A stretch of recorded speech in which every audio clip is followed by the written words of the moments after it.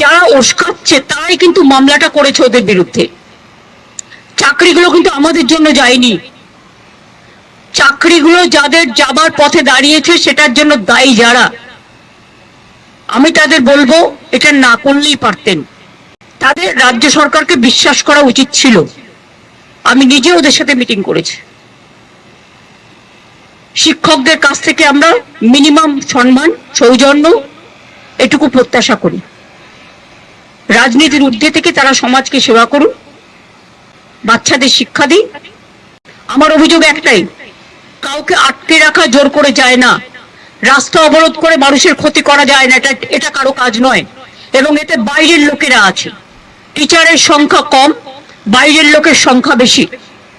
মানবিকতাকে শ্রদ্ধা করলে তাকে ভালোবাসা যায়, তাকে সম্মান করা যায়। আমি আন্দোলনের বিপক্ষে নই, কিন্তু আন্দোলন করারও একটা লক্ষ্মণ রেখা আছে। আমার যেমন অধিকার নেই কাউকে বাধা দেবার, অন্যেরও অধিকার নেই আমাকে বাধা দেওয়ার। আমি তো বলবো আপনারা এখানে না করে আইনে লড়াই করুন, আমরা পুরো সাহায্য করব। আমরা নিজেরাও তো করছি, আমাদের সাধ্যমতো আমরা করছি, আমরা তো ওদের বিপক্ষে নই।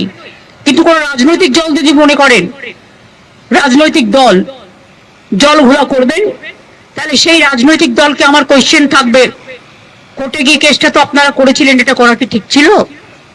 জাস্ট এই পর্যন্ত।